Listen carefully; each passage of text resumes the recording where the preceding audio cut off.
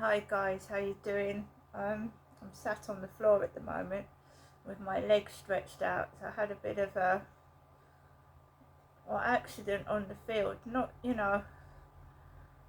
So I Alexa, what's the time, please? The time is 8:26 p.m. So good evening, everybody. It's Friday. I certainly won't be going anywhere this evening. No, because I've hurt my leg and knee, but it's not bad as I've done something really bad. It's just I've fallen over on the field whilst I was walking my dog. So I left the building at 10 to 7 with Max, and I was on my own because I live by myself. I walked up the road and I'm trying to ignore what other people are doing and just carry on with what I want to do. My mum had given me £60.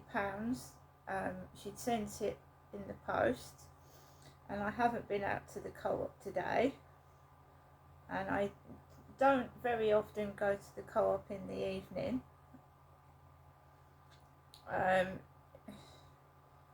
because it's dark and a lot of crime goes on, doesn't it, at night and stuff like that.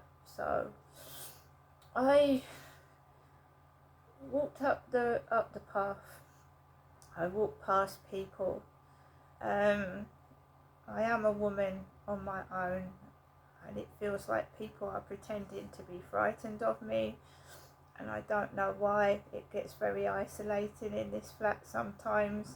I'm quite happy to be on my own, but everybody needs some sort of company at some point. Obviously my family are trying to help. I'm seeing some of my family about every 2 weeks, so I look forward to that. So I went onto the field. I didn't see anybody on there. I walked around the field with Max, then I noticed somebody behind me. There always is someone behind me. Then I walked around the field and got to the top, and I noticed a guy leaning over the fence. So I just diverted myself across the grass, and my boots were a bit tight because I've got really wide feet. My foot size is a size 7 and my feet are really wide. So I squashed my foot into some boots with a zip, and I tripped over, I don't know whether it was a stone, I don't know whether I tripped over a stone, but I tripped over something, and then I managed to just not fall over, and then I walked further on and my foot dipped, and then my body went that way and my foot went the other, and I dropped into this small ditch, and then for about two seconds I couldn't get myself back up. So I was just sat on the floor for about 2 or 3 seconds, and then I forced myself up, and then I carried on walking. I've just it feels like I've twisted my ankle and done something to my knee, but I managed to get home okay, and I walked Max home, and I just came into the building, and I even walked up the stairs with it, so just to test my foot out, because I thought maybe, I thought, have I damaged it? So I wanted to make sure I could walk up the stairs, so I'm okay. Got into my flat, and Harry was okay. Harry is my ginger and white cat, the only one I've got left now. Harry was okay. and then I turned the television on, and then it was Top of the Pops, like the 1980s, with Paul Young, Come Back and Stay, and Heaven 17, all sorts of 80s music. I tried to cheer myself up, because when you are stuck in this flat, almost, I mean, I go out, I take the dog for a walk. I don't know what he's doing behind my back. Is he getting naughty?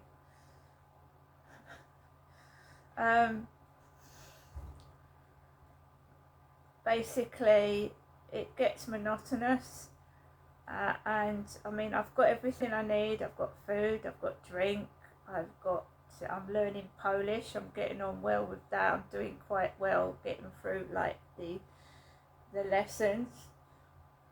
And I'm writing in my diary, my journal, and I'm keeping myself occupied, and stuff like that.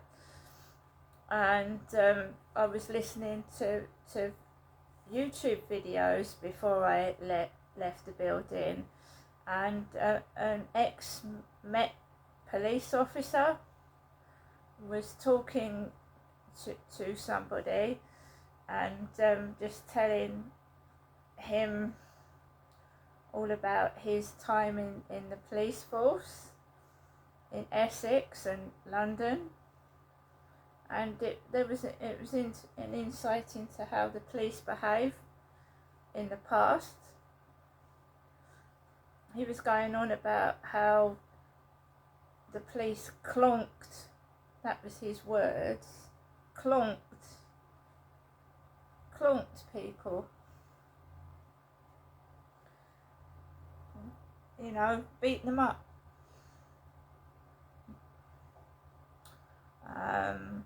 He was also talking about how Prince Andrew told him to fuck off. So it's quite interesting. I was listening to that. I listened to me YouTube videos, but it was also quite frightening as well, because a lot of these videos lately on YouTube are quite horrific. The way people are describing things, like they found someone's head, the head was decapitated from the body, and all this thing. And you know, maybe some of these videos should have a warning on them, maybe. I was listening to, obviously, Targeted Survivors, talking about how people wanted them dead, how several people have committed suicide or they've died through cancer. So it's been a bit of a depressing afternoon. So I started listening to the music, the 80s music, because music cheers me up. And I watched a bit of Coronation Street, and I'm just trying to get on with my life. It just, you know, I'm nothing to be frightened of. I don't want to frighten people off, but I don't want people taking advantage of me either. Do you know what I mean? So if people are staying away from me, maybe that is a good thing, but I'm nothing to be frightened of. I'm a big softie. I just act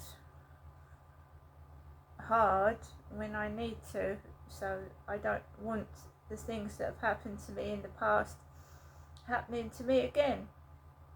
So I act all hard when I'm really not.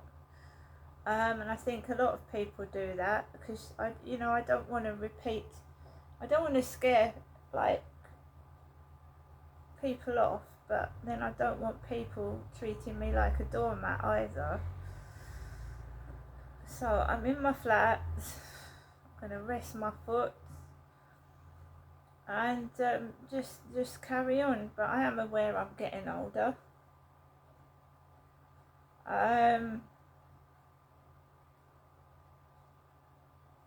Yeah, I just hope for now that I can continue to walk the dog, Max, because that's what I like to do. But we all get older, and then we have to realise we can't do what we used to do and try and take it easy. Alexa, LBC Radio.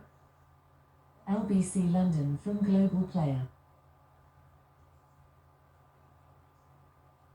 LBC. Time is 8:35. You're listening to me, Rachel Johnson, and we're going to pause for a few moments as we discuss the prisons crisis and this plan to send convicts to Estonia that Tom Podmore called, I think, Labour's Rwanda, because someone's already called the US election the America's Nostradamus. The puff of white smoke has gone up. I'm going to let Simon Marks, LBC's Washington correspondent, deliver the bombshell. Simon, thank you for coming on. I can't see, who is it? I mean, we know who's ahead in the 4 out of the 7 swing states. Can it be you-know-who? I'm afraid it is not going to be you-know-who, at least according to Professor Alan Lichtman of American University. And just to explain how he got this reputation, Rachel, as being the Nostradamus of American presidential elections, he has successfully called the outcome of every presidential election since 1984. He's created these 13 keys to understanding the outcome of American presidential elections, and he has delivered his verdict today via a video at the New York Times. He says it is preordained that Kamala Harris is going to be the next president of the United States. Now, he's obviously, Alan Lichtman, got a phenomenal track record, and he has navigated these shoals even in very treacherous times in the past. He successfully predicted Donald Trump's election win in 2016, predicted Joe Biden's election win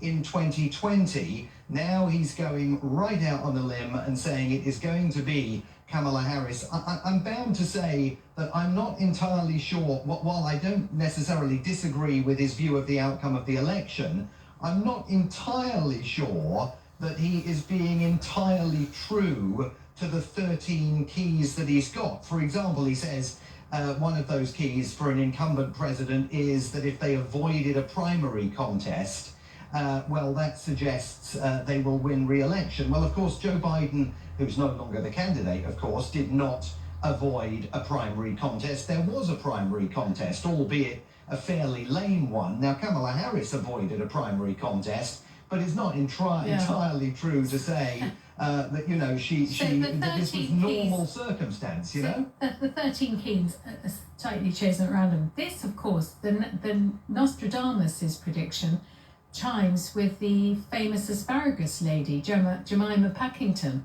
who foresaw Brexit, the Queen's death, and the outcome of the US election as well. And it is that there will be a female president. So it seems to me that the stars are aligning, at least the astrologers' stars are aligning, and the sort of necromancers for Kamala Harris. Can we move on to the fact that she's built up a huge cash lead over Donald Trump, as the judge in the hush money case has delayed sentencing. So it does look like things are stacking up in Kamala Harris's favour. Well, certainly that financial war chest that she's developed, 361 million, I see. Absolutely is stacking up in her favour, and it's allowing her to spend, I think, $370 million on TV and online advertising between now and election day, targeted, of course, at the battleground states. That's a huge advantage that she's got over Donald Trump.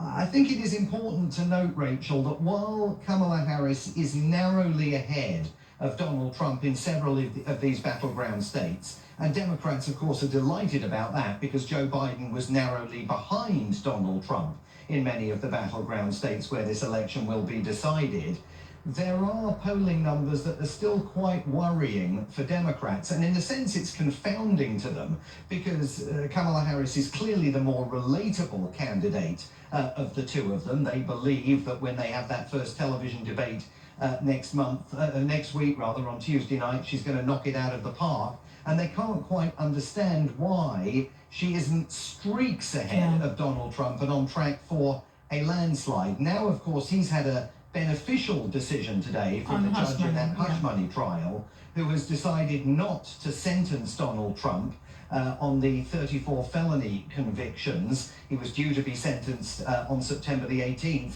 He's pushed it back, the judge, until November the 26th. After in the other election. words, after the election, exactly. So any damage that sentencing might have caused Donald Trump politically now will not occur. And of course, by the time the sentencing takes place, we will know whether Donald Trump is the president-elect or is a former Republican presidential candidate facing really deep legal jeopardy, not just in that judge's court, but also in the federal cases that he may be facing in 2025. I mean, you could end up in a situation where Donald Trump is basically reliant on President Kamala Harris to pardon him for federal crimes. And you almost wonder if that changes the dynamic a bit in Tuesday night's TV debate. Well, gosh, that's a fascinating idea, and I'll be watching that with interest because he'll need her clemency if he loses. Thank you, Simon Marks, LBC's Washington correspondent, who's back here tomorrow morning at 10 as he's in for Matt Fry. Let's get back to your calls on the prison service. Robert is in Epsom. Robert, what would you like to say? What about the Convicts to Estonia scheme? Your views? I think it's disgusting. I really do. It shouldn't happen. What's disgusting about it? Well, to send people from this country to another country to do their sentence, I think it's terrible. Do you remember what we did to convicts in the 19th century? We sent them to Australia, sent them down under. Well, Was that disgusting? That's in the past. Now they're doing the same sort of thing again. I mean, they abolished the Rwanda scheme. Now they're doing something with prisoners now to send them to another country. You've got to think how much money this is all going to cost. And when they've done their sentence out there, I'll tell you how much money. I'm sorry?